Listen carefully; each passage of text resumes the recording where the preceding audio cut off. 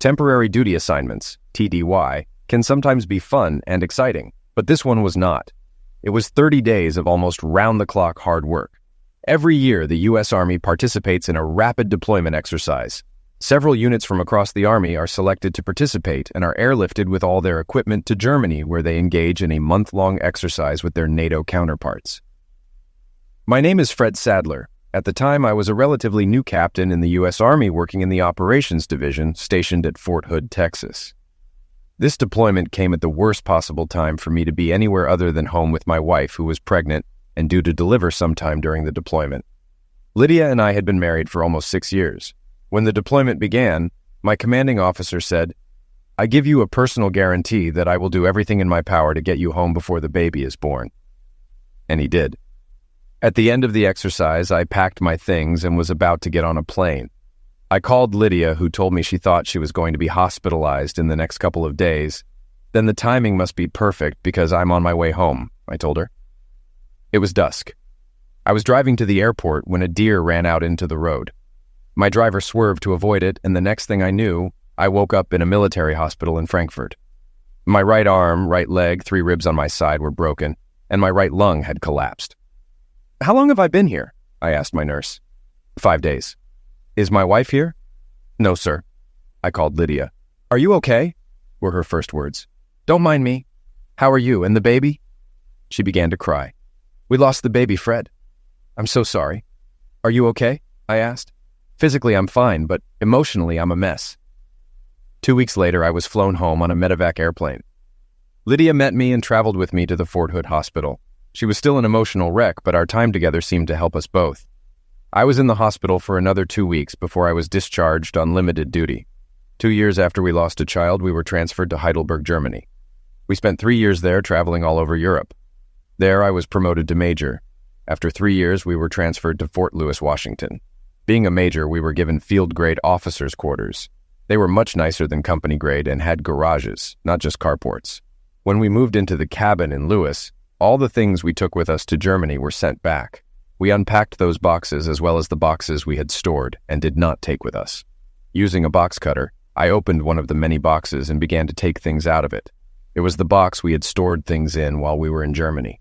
About halfway down was a small wooden box that I didn't remember seeing before. I placed it on top of the stack of boxes and opened it. My life changed forever. There was a small stack of envelopes with a pink ribbon around them.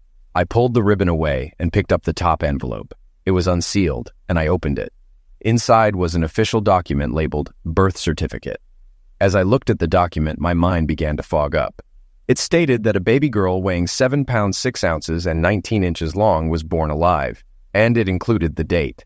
It was the same date Lydia had told me our baby was not alive when born. The baby was named Hope. It went on to say that the mother's name was Lydia Jane Sadler Nee Johnston. Where the father's name was listed, there was a note that said, "Unknown." I picked up the next envelope. It, too, was unsealed. I pulled out a multi-page document. It was an adoption certificate. I read it several times. The gist of it was that a child named Hope, born to Lydia Sadler, had been given up for adoption and stripped of all parental rights. It went on to say that since the identity of the biological father is unknown, his permission is not required. How many men had she slept with in that time? Did she know? She had to know that even in marriage, we need personal space and thoughts. I drove up to the golf course, parked the car, and headed to the 19th hole where there was a bar diner and restaurant. I ordered 2 eggs over medium heat and corned beef hash. This used to be my favorite breakfast until Lydia changed my eating habits. I managed to eat most of it and sat on the deck while the golfers finished the 18th hole and went inside. When I got home, it was the middle of the day. She had made a lot of progress in taking down boxes and organizing the house. I went to my unit and went into the office. There was no one there except the officer on duty. I sat down at my desk and tried to work, but my heart was not in it. When I got home, it was past midnight. She was lying in bed reading. I undressed and took a shower. "I'll sleep downstairs," I announced, as I walked out and closed the door. I had just turned on the TV and was getting comfortable on the couch when she walked in, grabbed the remote, turned off the TV, and stared at me. "Cut the crap. Tell me what's wrong and I'll either help you or leave. Which is it? I haven't done anything wrong, so I won't tolerate you yelling at me when I'm trying to help or having to get out of your way when you try to run me down." I walked over to her, took the remote from her hands, and turned the TV back on. "Have a safe trip," I said. She left less than an hour later. On Monday morning, I talked to my commander and told him my story. I even showed him the documents. He was as dumbfounded as I was. "What do you plan to do?" he asked me. "I'm not sure." "Did she say where she was going when she left?" "No, sir, but she didn't take all her things, especially the box." There was a pause before I spoke again. "I was thinking of trying to find my daughter if she is my daughter and proceed from there." "It would be virtually impossible. In adoption cases, confidentiality is very important to both parties," he said. "I understand, but I have to do something. I have to start somewhere, and I don't trust her to tell me the truth anymore." Then I literally jumped up. "Oh my God, I have an idea. Can I have the day off?" "Sure." I saluted and ran out of his office and building into the parking lot, where I jumped in my car and drove home. I opened the box, pulled out a wooden box, and dumped the contents on the floor. There was a pacifier in there. A pacifier? Hope must have used it before she was taken. I put the box back together, put the pacifier in a clear plastic bag, and sealed it. I got on the internet, trying to find a DNA lab in the area. There was one in downtown Seattle. I went into the bathroom, but all of Lydia's things were gone. I rummaged through the cabinet under the sink, found her old hairbrush, put it in another plastic bag along with the bag that held the pacifier, and hauled back to Seattle. "We'll call you in about 3 weeks, she said. I didn't hear from Lydia for another whole day. "Hi," I said. "Are you feeling better?" "Better than what?" "Better than the idiot you were a couple days ago." "No, same old idiot." "Why 3 weeks?" "Exactly. By then I should know if I'm going to eliminate you or just divorce you." I ended the conversation. The phone immediately rang, and I ignored it. The next day when I got home, Lydia was already there. She met my car as I pulled up to the house. She was furious. "What do you mean you're going to either liquidate me or divorce me?" "Exactly what I said." "I think I deserve an explanation," she said. "Me too." "About what?" she asked. We were still in the driveway. "You mean you don't need to explain anything?" I asked. "That's exactly what I'm talking about. So there's no hope for us," I said, putting as much emphasis as possible on the word hope. "What do you mean there's no hope for us? What have I done?" Then it hit her. "Oh my God, no, please no." "I'll be back in an hour and you'd better not be here. I'll leave for work in the morning at 6:30. I'll be back at 5. By then, all your stuff should be out of this house." I left. I came back exactly an hour later and she was gone. And so was the box and some of her things. When I got home in the evening, the house was almost empty. She had picked out almost all the furniture and taken it away. True, she left my favorite chair and a bedroom set for guests. The next morning, I called my office to let them know I would be late. I then called post housing and arranged for government furniture to be temporarily brought to my apartment. I also called the credit union, our stockbroker, the insurance company, and anyone else I could think of, and went about those mundane housekeeping things that are usually associated with divorce. I then made an appointment with a JAG, Judge Advocate General Army Lawyer. I knew they were not authorized to represent me in civilian court, but they could advise me. They confirmed what I suspected. She would get half. We lived in public housing, so we didn't own a house, but we had enough equity to buy one if we wanted to. Both our cars were paid off. My life continued for a couple more weeks. I went to work, did my chores, mowed the lawn, and washed and cleaned my car. One morning, the phone rang. "Hello?" I answered. "Is that Major Fred Sadler?" "It is." "Major Sadler, this is Margie from the DNA Analysis Center. A few weeks ago, you gave us some samples to test." "Yes, I did." "Well, the results are in, and you can come in and look at them." "Can't you just tell me now?" "No, sir, I can't. We can either mail them to the address you gave us or show them to you in person. We have no way to verify over the phone that you are who you say you are. We have to see identification. We can mail the results because, as you may recall, we asked you for ID when you were here and we were able to verify your address." "I'll be there as soon as I can." I walked through their door, introduced myself, and asked for Margie. She came out and we shook hands. She asked to see my identification. "Come with me, please," she said. I followed her into a small room. She asked me to wait. She left and came back a couple of minutes later. She handed me the pacifier and then spoke. "Sample A is yours. Sample B is from the hair you gave us, and sample C is from the pacifier. We were able to determine that samples B and C are positively related. Sample A is not related to either B or C." "Thanks," I said, took the pacifier, put it in my pocket, took the papers, and left. I got into my car. At least I didn't have a daughter calling some other man daddy. But someone else did. JAG was not authorized to recommend specific law firms or attorneys, but the JAG officer I spoke with was able to provide me with a list of approved attorneys and firms. The next day, I started calling them. I made 6 appointments. At the 3rd appointment, I found my man. He was a retired JAG officer and hated cheating spouses, both wife and husband. I spent over an hour telling him my story. When I got home, it was late. There was a letter in the mailbox. It was from Lydia. "Fred, 3 weeks are up. Lydia." Short and to the point. The return address was her parents' address in Mechanicsburg, Pennsylvania. I called her. "Hi, Fred," she said. "I won't talk about it over the phone, and I'm certainly not flying to Pennsylvania, so I guess you'll have to come here. If you mean Seattle, I'm already here. I sent a letter last week when I was there. I'll be at the house at 6:30. Come over then," I told her. She hung up. I didn't make any special arrangements. No drinks, no cheese, no crackers, nothing. This was supposed to be a business meeting. I put the DNA documents and my copies of the birth certificate and adoption papers on the government-issued coffee table. She pulled up to the driveway at 6:20, but waited until exactly 6:30 to ring the bell. I was in no hurry to answer it. Opening the door, I invited her in and indicated where she should sit. I sat on the couch. She sat in the uncomfortable straight-back chair across from me. I reached into my pocket and pulled out a pacifier and held it out to her. She grabbed it and held it to her bosom. "Thank you," she said, as if I'd given her $1 million. Then I handed her a copy of the DNA test results. "You already know I'm not the father, but this will confirm it." She reached for the results and took them with her left hand. The pacifier remained clutched in her right. "I take it you are sample A?" she asked. "Yes." Then I pushed the rest of the papers toward her. Without saying anything, she leaned forward, read the title on the top sheet, and tears welled up in her eyes. She set the DNA test results aside and picked up the dissolution of marriage application. She started to read it, but the tears were already flowing freely and falling onto the form, so she set it aside. "Can I have a tissue?" she asked. "I don't have any." "You're not making it easy for me, are you?" she asked. "You cheated," I said. She nodded. "How many times?" I asked. "Does it matter?" "No, I just want to know. One weekend, different men, just one." "Who is he?" "Then again, does it really matter?" "Again, I just want to know. I think I deserve it." "I'm not going to tell you." "Do I know him?" "I'm not going to tell you." "So you'd rather protect him than try to save your marriage?" She picked up the divorce petition. "Our marriage is over anyway. Why ruin it?" "Okay, but you have to tell me why you lied about your daughter being not alive when born."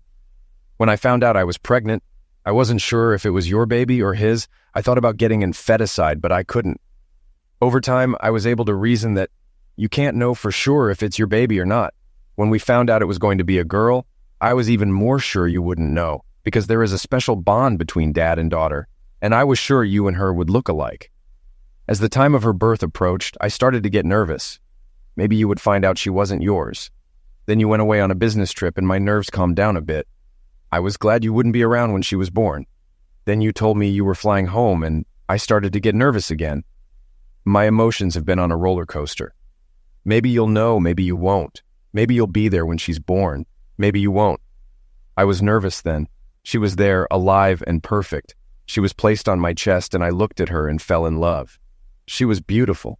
She had blonde hair and blue eyes. She paused. Just like her father's. You have brown hair and brown eyes. No one in our families has blonde hair and blue eyes. I knew she wasn't yours. She was my daughter, and you were my husband. I loved you both, but I knew I had to choose between you. I chose you. The hospital staff helped me when I told them I wanted to give her up for adoption. Within 24 hours, I had the papers in my hands. They asked who the baby's father was, and I said I didn't know. They said it would be easier that way, because if I knew who the father was, they would have to get his permission. I just bosomed her and held her in my arms. She was sucking on a pacifier when they brought me the papers to sign. I knew I had to tell you something, so I made up the lie that she was not alive when born and her remains were cremated when you came home. I couldn't believe you didn't ask to see the birth certificate, certificate of pass away, or anything else. I still can't believe it. I trusted you, I said. I had no reason not to trust you. Besides, it was so traumatic that I saw no reason to add to our suffering by looking at those pieces of paper. Eventually, you and I got our lives back to normal, and I was almost happy. But a part of me was missing. It still is. And it gets worse every year. On her birthday, I always took the time to pull out her birth certificate, touch her little footprints, and hold her pacifier. There were times when I wanted to put it in my mouth to feel closer to her, but it had some of my dried bosom milk on it, and I wanted to preserve it, so I didn't. They must have scraped it off at the DNA lab. Oh my God, it's gone. She groaned, then looked at me. It's gone.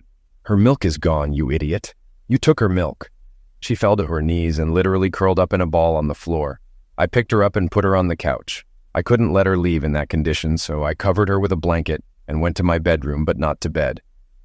She remained there for several hours. At midnight, I heard the toilet flush. I went downstairs. She was sitting on the couch. Would you like some coffee? I asked. Yes, please. She sat down at the counter while I brewed her a cup. She took a sip. I guess I got a little cold feet, huh? Sort of. We sat in silence and drank coffee. More? I asked. Yes, please, she replied. Where are you staying? I asked, brewing 2 more cups. At the motel. You were there for more than 3 weeks? No, I was with my parents most of the time. Do they know the truth? No, I lied to them too.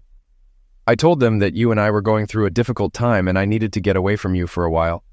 They paid for me to visit them. They think I came back to help sort out our difficulties. She looked around, walked over to the coffee table, pulled a pen out of her purse, sat down, signed the divorce papers without reading them, and left. When I woke up, it was the middle of Sunday morning. I spent the rest of the day thinking. I took the divorce papers to my attorney on Monday, and he filed them. I've been thinking a lot about who Lydia cheated with. She never told me who he was or how the affair started. It wasn't just that she cheated and got pregnant that made me angry. It was that she defended the idiot and wouldn't tell me who he was. The only thing she told me was that it only lasted 1 weekend. Fortunately, I was so busy at work that I didn't have time to think about anything else. 2 weeks later, I was back at Fort Hood where Lydia and I were living when her daughter was born. Usually military seminars are pretty intense, but this one was relaxed. We were divided into groups of 3 to work on a project. It turned out that there were 6 groups of 3 and there were 2 left, a major from Alaska and myself. We developed a close friendship almost immediately. It seemed like we'd known each other all our lives. His name was Keith Franklin, and as I said, he was stationed in Alaska at Fort Wainwright, the coldest base in the U.S. Army. But he loved it there. He was a computer genius, and we were so far ahead of everyone else that we had to slow down and wait for them to catch up. On Friday of the first week, we had lunch at the officers' club. He told me about his personal life. He cheated on his wife, and she divorced him. She is now living with some civilian, and his 2 children call the other man Daddy. Toward the end of lunch, I laid out my story too. When I finished, he had a strange look in his eyes. And you don't know who the man she had an affair with is? No, she didn't tell me. And that was here in Hood? Yes, 5 years ago. It's almost 6. Blonde hair and blue eyes. That's what she said. Come with me. We went to the Manpower Center. Everyone assigned to Fort Hood had to go through it. We walked right into the HR director's office. She saw us, stood up, and went around her desk to give Keith a hug. She looked to be about 60 years old and had a sparkle in her eyes. I liked her, and I hadn't even talked to her yet. Aunt Lucy, this is Fred Sadler. Hi, Fred, she said, shaking my hand. Hello, Mrs. Healy's nameplate on her desk read, Mrs. Healy. I began call me Aunt Lucy. Everyone does. Aunt Lucy began. Keith, do you remember the fair-haired, blue-eyed officer who may have been here about 6 years ago? She thought for a few seconds. No, but I don't always see everyone who passes through here. They all have to, but that doesn't mean I see them. She thought some more. Fred Sadler, you were here around that time, weren't you? I remember that name. Yes, my wife and I were here, I said. I looked at Keith as if asking how she remembered that. Keith looked at me. Aunt Lucy has Sam, and she can remember just about anything she's read, seen, or been involved with. That includes people. She can remember everyone she's ever met. Sam? I asked. Yes, supreme autobiographical memory. It's a state of being. Or a curse, Aunt Lucy interrupted. Or a curse? Keith continued. Very few people have it. Aunt Lucy is Fort Hood's institutional memory, especially when it comes to personnel matters. Isn't that right, Aunt Lucy? Unfortunately. I looked at her, then at Keith, then back at her. You remember everything? Everything that happens to me personally. Jesus, I said. How do you have room for all this? We don't know. It's just always there. Does it have any downsides? I asked. Oh, God, yes. I remember the good as well as the bad. It can cause depression if you allow yourself to do that. I can only imagine, I told her. Aunt Lucy, Keith interrupted again. Fred, he pointed at me. He's looking for someone who was here at the same time. The only thing he knows about him is that he was blonde with blue eyes, she laughed. That's it? No height, no weight, no rank, no assignment, not even his initials. No, ma'am, I said. Calling me ma'am is a waste of good oxygen, Fred. I'm Aunt Lucy. Give me time to think and maybe ask around. Does it matter? Keith looked at me and I answered, Yes, Aunt Lucy, it's important. Oh, he was about the same age as me when I was here, if that helps, and he was in the Army. Officer or private? I suppose he was an officer if he was in the Army. So you don't even know if he was in the service? No, I don't. Or a civil servant? No. I'm sorry, I know it's not much to go on. She laughed. Yeah, there's just nothing to target. There can't be more than 2,000 blonde-haired, blue-eyed men I've encountered in the last few years, but I'll see if I can narrow down the time frame. She took both of our phone numbers. 2 days later, she called Keith. I've been thinking about the man you asked about. I don't remember any blonde-haired and blue-eyed soldiers, either officers or privates who were about the right age, but I know 2 civilians who work for the Office of Postal Engineers. One has worked there for about 30 years, so he's probably too old. The other has been working there for about 10 years. He's in charge of new construction now, but he used to be the head of the plumbing department. His name is Kurt Weber. There are about 15 other blue-eyed blondes on post, but the ages don't fit. And I didn't bother trying to remember civilians living off base because I assumed that when Major Sadler was here, he didn't have time to make many civilian friends. Keith told me, and I immediately started planning how to meet Weber, find out if he was the right man, and maybe get a little revenge. The men who prey on the wives of our military personnel are the second lowest form of life on the planet. The lowest, of course, are those who prey on wives when the serviceman is overseas. These idiots deserve the worst fate imaginable. The next morning, I was sitting on the next street over from Weber's house in my rental car. I was hoping he was golfing or doing some homemade crafts, so maybe he was on his way to the local hardware or lumber store. I had been sitting there for almost 2 hours when I saw his car pull out of the garage and speed down the street. Thank God, I thought. I didn't feel like sitting here all day to see if he'd gone somewhere, but I was willing to do it if I had to. I followed him to the Home Depot. We parked and I followed him into the store. He was obviously known there because he talked to a few of the employees. There was a spot right in front of the door where there was a coffee urn. I knew enough about Home Depot to know that their regular contractor customers could treat themselves. Weber helped himself and stood sipping his drink while he chatted with one of the salesmen behind the counter. Watching Mr. Weber, I realized not only did he have physical engaging with my wife and make her pregnant, but he chewed gum with his mouth open. Other than spitting on the sidewalk, I couldn't think of anything more disgusting. The clerk Weber was chatting with had to go help a customer, so Weber took one last sip of coffee, spit the gum into a paper cup, and walked away unwrapping another piece of gum. I walked over to the trash can, looked in it, and saw right on top of it a paper coffee cup with a pack of gum in it. I looked around, didn't see anyone, and took the cup. I got in the car and called Keith. I told him what I had. He laughed and told me to hurry back, that he might have something bigger by the time I got there. When I approached, he was literally jumping from place to place and waving some papers around. "You're not going to believe this," he said. "You won't really believe it." He grabbed my arm. "Look at this." "No, you better sit down."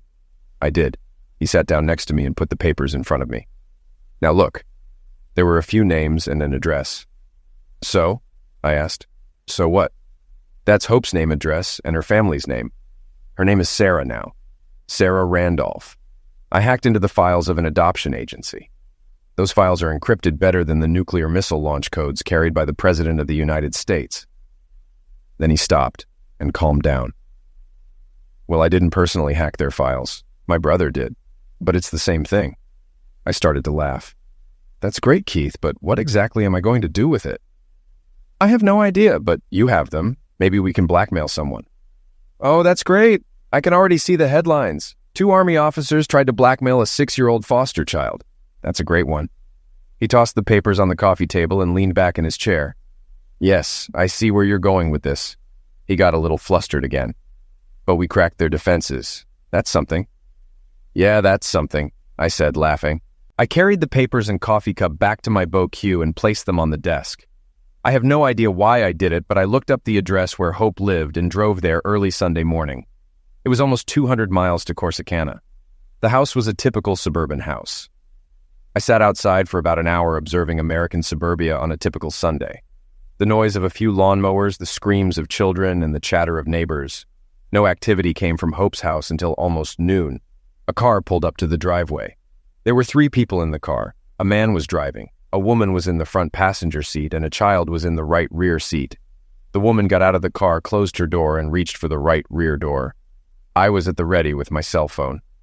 The woman removed the child from the car seat and placed the child on the ground, then knelt down to straighten the baby's dress. I had just enough time to take a few pictures. I heard a noise next to my car. A woman and a child were walking by. "Sarah!" The child next to my car squeaked, and she ran towards another child who I realized was Hope and ran towards her. They were only a few feet away from my car, and I took a few more quick pictures. I started my car and drove off before either of the 2 women became interested in the strange car and man parked on their street. I drove a short distance away and stopped to look at the pictures. 4 were absolutely perfect. I could even make out her blue eyes. I drove back to Fort Hood the following week. Keith and I finished the course with ease. We graduated on Friday and then had dinner and a few drinks together. Saturday morning, we went to the airport and flew home, Keith to Alaska and me to Seattle. The following Monday was a school day, so I had the day off. I took Lydia and Hope Margie's DNA reports to the DNA testing center. She didn't remember me until I reminded her about the pacifier. I gave her Lydia and Hope's DNA results and handed her a coffee cup with gum. "See you in 3 weeks," I said as I left. In fact, it only took 2. This time she gave me the results over the phone. "It's a married couple, no doubt," she said. "Mother, father, and child." She would send me the official results in the mail. Okay, I had all the information I needed. But what was it for? What was I going to do with it? All it did was confirm that Weber was, in fact, the guy Lydia had cheated with. I went to Walmart and bought paper and envelopes. I also made copies of 2 photographs of Hope in the DNA reports belonging to Weber. Lydia and Hope. On the DNA reports, I cut off anything that could tell where the report came from. I put it all in an envelope. I made sure I had gloves on. From the moment I opened the bag of paper and the box of envelopes made copies of the photos and DNA reports. I even used self-adhesive stamps and water not saliva to seal the envelope. I made every effort to keep it untraceable. I addressed it to Mrs. Kurt Weber at their home address. I also included Lydia's name and her parents' address because I had no idea where she was. Then I drove to Seattle's main post office and dropped the letter in the mailbox. I had no idea what would happen in Killeen, Texas home of Fort Hood and the Weber family when the package arrived. The news from Killeen was a little over a month old. I got a call from Aunt Lucy. "I'm going to ask you a question, and I want an honest answer," she said. "I'll do my best. Whatever you're doing isn't good enough. I need complete honesty. Is that what you and Keith did to Weber?" "Aunt Lucy, I don't mean to sound smart, but what did we do to him? Set him up so his wife would file for divorce?" "Okay, here's what I did. Keith had nothing to do with it." I told her the truth. Most of it anyway. I omitted Keith's part. "You certainly stirred up a hornet's nest. Apparently when his wife received your package, she didn't know if your DNA was his or someone else's. So she did it herself. She took some of his DNA and sent it off for processing. She also sent the profiles of that woman and the baby. They matched. And that's where it all went downhill. Who was the woman he was flirting with? She was my wife, Aunt Lucy. Oh, Jesus. I thought it might be something like that. Well, he was brought into the office yesterday, and he's not thrilled. He was ranting and raving all over the base. "Good. Hearing from you that his marriage is over is the best news I've heard in a while. I just feel sorry for his family." It was over for me. Lydia and I were divorced, and Weber was on the road to divorce. I folded all the papers Keith had given me into a folder and put it in a box with other things I no longer needed but kept anyway. My life was moving on. Over the next few months, I went on a couple of dates, but nothing much happened. 2 years later, I returned to Fort Hood. I was surprised because I expected to be sent overseas like 90% of my classmates. Once in Hood, I found myself in Aunt Lucy's office. "How did you get back here?" she asked. "I have no idea." "Yes," came a voice from the past. It was newly promoted Lieutenant Colonel LTC, Keith Franklin. He walked into the office, closed the door, and we shook hands. It turned out I needed an assistant. and a major who had just graduated from CNGS was just what I needed, so I asked him. Keith and I had talked a few times since we arrived at the seminar, but hadn't seen each other. I was glad to see my friend. After registering, I took a vacation for 2 weeks. The first thing I did was to look for a house. Lydia and I had been saving up to buy it. I assumed that she would get half of it in the divorce, but since she didn't show up in court, I got everything. The branch manager walked by. He introduced himself as Dwight Randolph. We moved here about 6 months ago and settled in a brand new neighborhood. The houses are very nice and inexpensive. You get a lot of value for your money. He told me this, then went to his office and returned with a business card from the agent whose services he had used. I called her, and it only took me 3 days to find what I wanted. I paid more than half of the down payment, and the bank was happy to finance the rest. I started working with Keith and moved into my new house. The first things I bought were a bed, a chair, a big TV, and a lawnmower. I was spending my first night in my new house. It was already dark outside, and I had no curtains or drapes. There weren't even enough sheets to cover the big front window. I had just opened a beer and was holding a slice of pepperoni pizza in my hand when the doorbell rang. I had long since gotten off the no red meat diet Lydia had kept me on. I opened the door, and there stood a woman. "Hi, neighbor," she said. "My name is Samantha Randolph, but everyone calls me Sammy. We live in the neighborhood. We haven't lived here long ourselves, and I just wanted to say hello, introduce myself, and tell you that if you need anything, just ask." "Is your wife here?" I smiled. "Fred Sadler. No wife, divorced." I saw her frown. "But don't worry, I don't throw loud wild parties or even soft wild parties." She smiled. We chatted for a few more minutes before she left. The first week in my new home flew by. On Saturday morning, 3 women rang the doorbell and brought food. They also brought decorating ideas. They had seen my empty house with the lights on at night. As I sat in it with nothing but a chair, TV, beer, and pizza, they decided it was time to help me. The ringleader was Sammy Randolph. A couple of hours later, I had a slightly worn but nice leather couch, a dining table and chairs, and a small coffee table to keep the pizza off the floor. The ladies were about to leave when 3 small children came running in, chasing each other. One of the ladies, Ruth, grabbed 2 of the children, and Sammy grabbed the third. "Calm down, Sarah," she said, kneeling beside the child and brushing her blonde hair away from her blue eyes. "This is our new neighbor, Major Sadler." "Hello," she said confidently. "My name is Sarah." I leaned over. "Hi, Sarah," I said, looking into her piercing blue eyes. Blonde hair and blue eyes. I shook my head. "How old are you, Sarah?" "I'll be 7 soon." I stood up and we all said our goodbyes. As soon as they left, I went to the room that was to be my den, found the right box, opened it, and pulled out a folder. In it were the pictures I had taken. It was the same baby. I hadn't paid attention to the names of the foster parents before, but now I did. The adoption papers named Dwight and Samantha Randolph as Hope's adoptive parents. Sammy and her friend mostly decorated my house. It took a few weeks, and when it was done, we had a neighborhood open house. Sammy invited her sister-in-law, Joni Payne, who happened to be divorced. I hadn't enjoyed female companionship in a long time, and Joni and I hit it off right away. She was the last to leave the party, and I couldn't wait to call her. The next day we met for lunch and had dinner with Dwight, Sammy, and Sarah. Sarah was brief because she wanted to go play with her friends. Over the next few months, we were together as often as possible. The first night we spent together was very good. We were sitting at the kitchen island when the doorbell rang. I threw on my robe and went to answer it. It was Sammy. "Good afternoon, Fred," she said as she walked inside. "We were wondering—" She saw Joni. "Well, what do we have here?" she asked, heading toward her sister-in-law. Joni was sitting on a stool eating a ham and cheese sandwich. As Sammy approached her, she set the sandwich aside and turned to face her sister-in-law. Her robe was open and Sammy reached up to close it. Joni laughed. "Too late for modesty, sis. He's already seen everything. In fact, Never mind," Sammy said. I left the room and went upstairs to get dressed. When I came back, they were still discussing my bedspread. When they saw that I was dressed, they fell silent. The following weekend, Dwight and Sammy asked Joni to watch Sarah while the 2 of them went out to dinner. We were in the backyard watching Sarah in her sandbox. Without looking at Joni, I said, "She's a beautiful child, isn't she?" "Yes, she is." "Did you know she was adopted?" "Really?" "Yes. They've had her since she was born. According to the adoption agency, the birth mother was married, had an affair with a man she doesn't even remember, and got pregnant. Her husband was in the military. She didn't want him to find out about her affair, so she gave Sarah up for adoption. Dwight and Sammy were there to take her home. Sarah is the name her own mother gave her." No, that name was Hope. It's on the birth certificate. But Sammy and Dwight changed it. Sarah suits her better. What happened to the birth mother and her husband?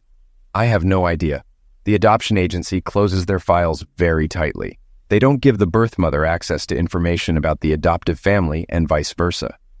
Sarah came over and wanted to sit on Joni's lap. She leaned her head against Joni's and fell asleep almost immediately. A few minutes later, Joni asked me to carry Sarah into the bedroom and put her to bed. It was my first time touching her, and I felt very uncomfortable. I gladly laid her down. 7 months later, Joni moved in with me. A year after that, we were married. We had a very happy year until the Army intervened. We were told we were being sent to Germany for 3 years of service. We took 2 trips to the States, one when her father and Dwight's father died, and the other for the reunion. Both times, of course, we saw Dwight and Sammy. We saw Sarah at the funeral. But when we went back for the reunion, she was at camp. After 3 years, we received orders to go to Fort Bragg, North Carolina. I was going as a new LTC assigned to the post headquarters as an executive officer under the post commander.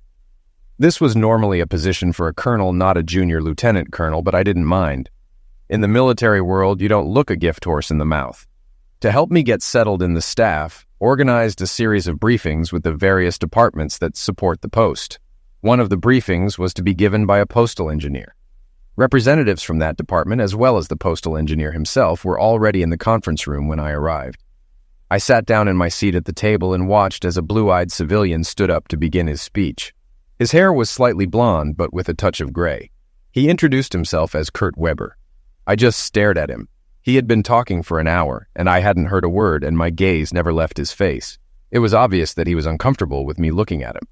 At the end of his speech, he asked if I had any questions.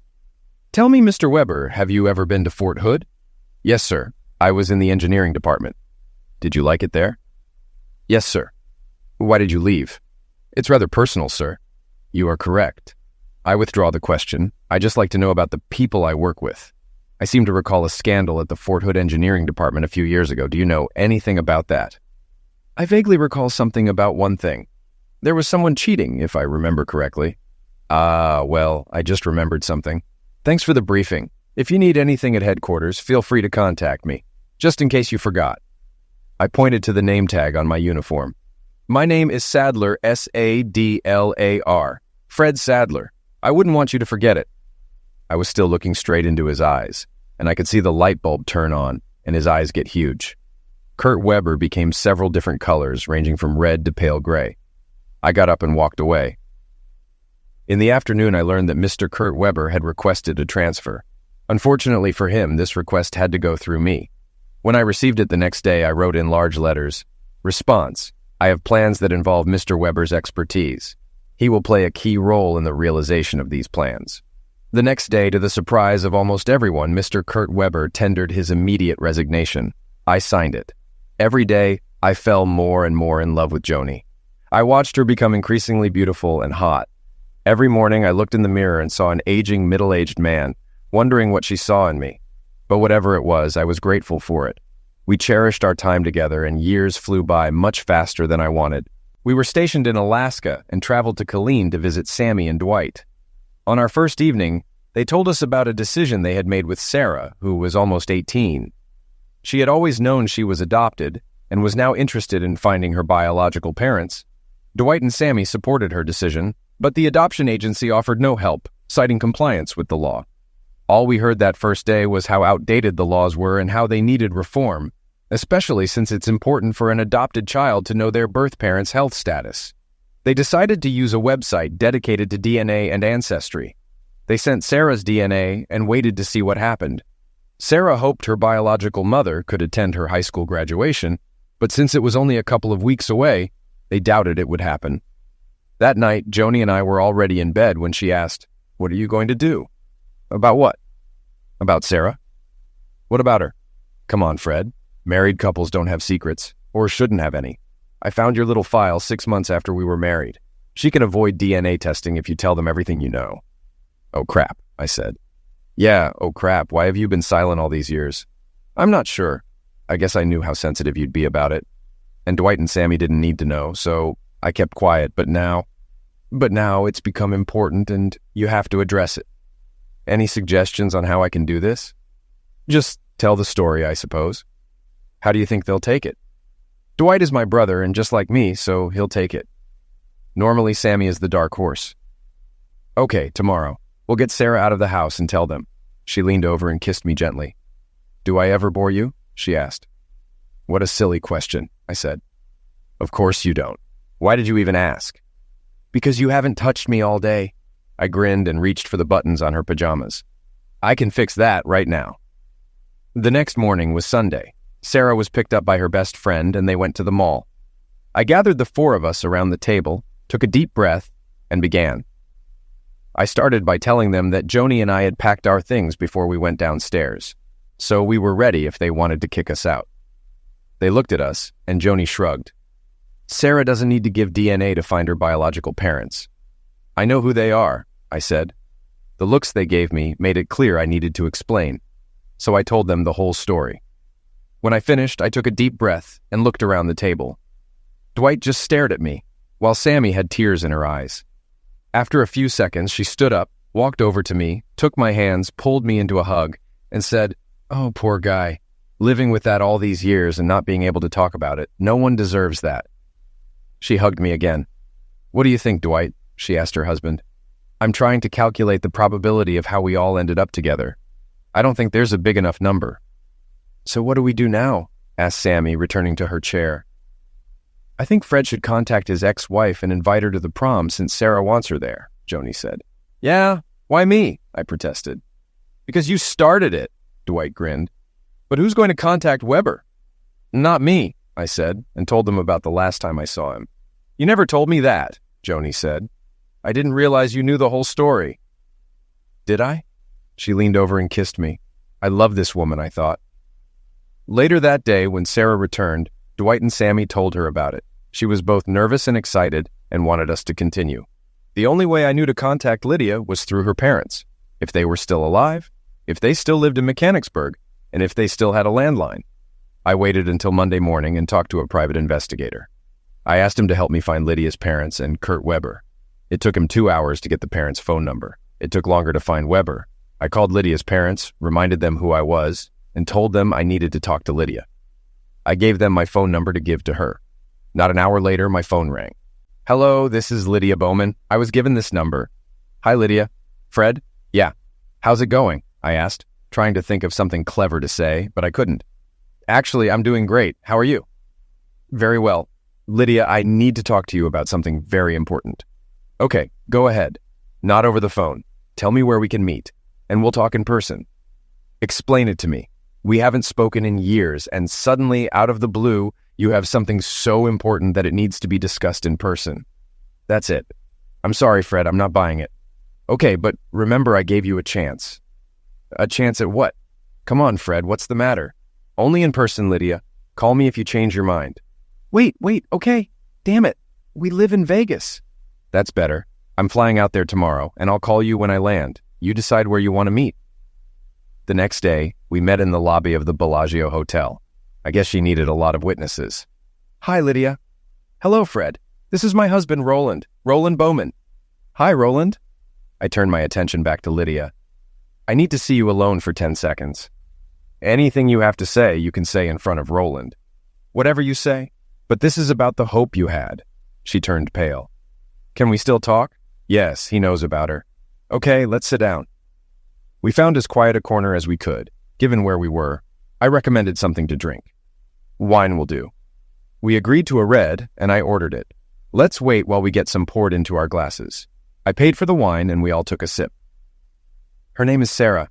She's graduating in 2 weeks and wants you to be there." Roland and I watched her faint with a glass of wine in her hand, not spilling a drop. Roland took the glass, set it down, and patted her cheeks until she came to. "What did you say?" I repeated it. Then I pulled out Sarah's picture and showed it to Lydia. She started crying, gently touching the picture. "She's beautiful. Where did you get this?" "I took it yesterday in her living room." "You took it? How? Why?" I told her the whole story from beginning to end, including our failed attempt to find Kurt Weber. She didn't know I knew his name and was shocked again. Initially stunned, she quickly grew really angry. "Why didn't you ever tell me? Why did you keep her from me all these years?" Her voice got louder and louder. Roland jumped up. Calm down. Calm down. You gave up all rights to her. Fred is breaking the law by doing this now, so chill out. She calmed down. When can I see her? At her graduation if you want to come. Of course I'll come. Can't I see her sooner? You both need time to get used to it. Take your time. How about we get there the day before? She smiled. That would be wonderful. Now, how about I take a picture of you so she can see what you look like? Okay. We found a spot outside for her to pose. When I started to leave, she rushed over, hugged me, and kissed my face and head. Not too demonstrative, is she? Asked Roland, laughing. I decided I liked him. That same afternoon, I flew back to prepare Sarah. I showed her a picture of Lydia. She's beautiful, Sarah said. She was very nervous but excited at the same time. For the first time since I'd known her, she hugged me. Thank you, Uncle Fred. Now we know where you get your beauty, said Sammy, snuggling tightly against Sarah. Do you know what my birth father looks like? Sarah asked timidly. The other 3 adults looked at me with widened eyes, waiting to see what I would say. I thought for a moment before I spoke. Let me tell you that you got your blonde hair and blue eyes from him. The 3 adults breathed a sigh of relief. We had only taken a week's vacation, so I had to go back to Alaska, but Joni stayed behind to help everyone prepare for the big day. I left for Alaska, promising to be back 2 days before graduation. The day before I was due back in Killeen, I got a call from a private detective. The most he'd been able to find out about Weber was that after leaving government service, he'd taken a job as a consultant to the government of a Middle Eastern country. Like several other American consultants, he disappeared shortly after arriving in country and has not been seen since. I met Lydia and Roland at the airport and drove them straight to Sarah's house. When we entered, she was standing in the middle of the living room. I let Lydia go first. They looked at each other for a long time. Then Lydia spoke. I brought you this, she said, pulling out a pacifier. It belongs to you, and I thought you might want it back.